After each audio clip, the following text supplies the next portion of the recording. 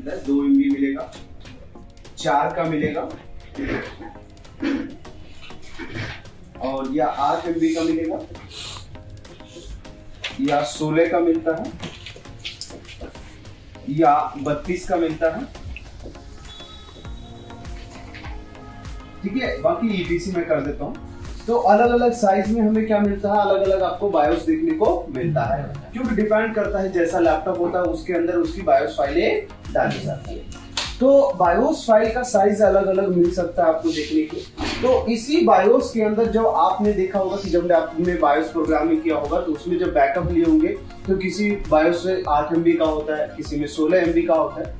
वो जो फाइलें होती है ना वो कंप्रेस्ड फाइल होती है जो विन के फॉर्मेट में होता है। किसके फॉर्मेट में होता है? विन के फॉर्मेट में होता है या रोम के फॉर्मेट में होता है।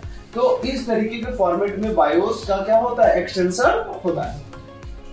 जब उस बायोस के हम एक्सट्रैक्ट करते हैं तो उसके अंदर यह कुछ फाइलें नजर हमें आती है। जब उसे हम एक्सट्रैक्ट करेंगे, वैसे तो आपको सिंगल नजर आएगा, जब उसे एक्सट्रैक्ट करोगे तो अलग अलग फाइलें आपको नजर आएगी। जैसे कि अगर हम बात करें तो यहाँ पर देखिए बायोस रीजन, ठीक है ना, क्या है बायोस रीजन। तो बायोस का रीजन कौन कौन से रीजन होते हैं उसके बारे में बात करें। सबसे पहला यहाँ पर देखेंगे हमने एक लिखा है डिस्क्रिप्टर रीजन। डिस्क्रिप्टर रीजन का काम क्या होता है कि बोर्ड के उस बायोस फाइल के अंदर जितनी भी फाइलें होती है, जैसे कि आप लोग देखते हैं बुक देखते हैं ना, बुक में क्या होता है कि आप देखे होंगे कि बुक के अंदर ना एक इंडेक्स का पेज होता है। क्या होता है?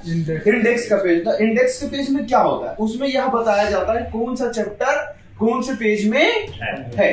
तो इसी प्रकार डिस्क्रिप्टर रीजन यह डिसाइड करता है कि कौन से रीजन को कब ऑन करना है, कब किसे ऑन नहीं करना है। तो ये चीजें ये डिस्क्रिप्टर रीजन डिसाइड करता है। और उसके बाद हमारा देखिए दूसरा है जो CS या ME। तो इसमें CS ME हो सकता है या ME होगा, या इसका आता है TXT रीजन भी आता है, ठीक है ना। तो इसमें आपको यह रीजन देखने को मिलता है। देखो ये रीजन का काम क्या होता है कि किस केस में हम करते हैं, तो वो सारी चीजें हम इसके अंदर, जैसे CS ME रीजन हुआ तो इसको हम कब चेंज करेंगे। जैसे कि हमारा मान लीजिए कोई लैपटॉप ऑन करते 1 मिनट के बाद डिस्प्ले, कई बार देखते हैं ना ऑन कर देते हैं लेकिन 1 मिनट के बाद क्या होता है हमारे बोर्ड में डिस्प्ले आता है। कई बार ऐसा देखते होंगे कि बोर्ड को ऑन करते हैं और जो कंपनी का हमारा लोगो होता है उस लोगो पे ही आकर के क्या हो जाता है, स्टक हो जाता है। इस तरीके का प्रॉब्लम हमें देखने को मिलता है। बाकी अगर हम बात करें GBE रीजन, तो GBE रीजन जो होता है हमारा वो किस पर्पस के लिए होता है हम वो बात करते हैं। जैसे कई बार देखिए GBE रीजन के अंदर जब हमारा इंटरनेट से रिलेटेड प्रॉब्लम आता है, जैसे कि मान लो कि आपने किसी का बायोस किया और उसमें लैंड ड्राइवर ऑडियो ड्राइवर कुछ भी ले ही नहीं रहा, लैंड ड्राइवर नहीं लगा, यानी इंटरनेट के लिए होता है, यानी गीगाबाइट इथरनेट बोलते हैं इसको। क्या बोलते हैं? Gigabyte Ethernet. यानी इस रीजन के अंदर हमारा जो मैक एड्रेस होता है वो मैक एड्रेस इसके अंदर क्या होता है, स्टोर होता है। अगर वो चीजें आपको यहाँ पर देखो GBE रीजन के अंदर अगर समस्या आएगी तो आपका मैक एड्रेस जो है आपके लैपटॉप में शो नहीं करेगा, जिस वजह से आपका इंटरनेट हार्डवेयर को डिटेक्ट नहीं करेगा, जिस वजह से आप इंटरनेट का इस्तेमाल नहीं कर पाओगे। समझ में आ गया?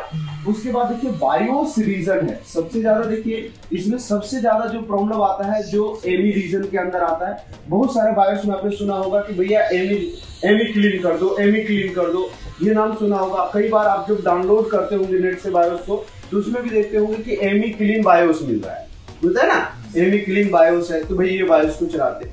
तो इस तरीके से जो इसके अंदर जो फाइलें होती, जो ओल्ड फाइलें होती, उस फाइल को रिप्लेस जब कर देते हैं और नई फाइल इसके अंदर जब इंसर्ट कर देते हैं तो बोलते हैं कि ME भैया हमने क्लीन कर दिया, दूसरा ME इसमें डाल दिया।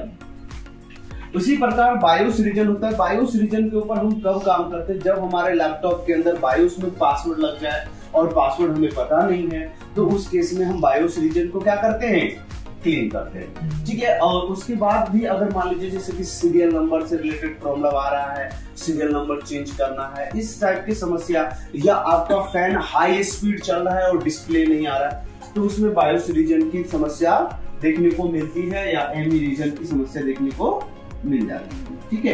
अब इसके अंदर हम बात करते हैं PDR रीजन। किसकी बात करते हैं? PDR reason. PDR रीजन के अंदर क्या होता है कि जैसे देखिए अलग अलग कंपनी क्या होता है लैपटॉप को डिजाइन करता है, जैसे डेल हो गया, HP हो गया, लेनोवो हो गया, तोशिबा हो गया, बहुत सारी कंपनी है जो लैपटॉप को क्या करता है, डिजाइन करता है। जो अलग अलग वेंडर होते हैं, उस वेंडर का क्या होता है, जो लोगो होता है वो पीडीआर रीजन के अंदर होता है। किसके अंदर होता है, पीडीआर रीजन के अंदर। जैसे हम लैपटॉप को ऑन करते हैं, जैसे हमने ऑन किया तो ऑन करने के बाद क्या होता है कि डेल का लैपटॉप होता है तो डेल लिखा आता है, एचपी का लिखा होता है तो एचपी आता है। इसी प्रकार देखेंगे कि एक एचपी का लैपटॉप ऐसा है जिसे ऑन करते हैं तो अखिलेश यादव जी आते हैं, अखिलेश यादव जी आते हैं। तो इसके अंदर क्या किया गया, उस बायोस के अंदर पीडीआर जो रीजन है उसके अंदर चेंजेस किया गया, जिसको चेंज करके वहां दिया, एचपी के लोगो को इरेज करके वहां पर अखिलेश यादव जी का लोगो वहां पर क्या कर दिया गया, लगा दिया।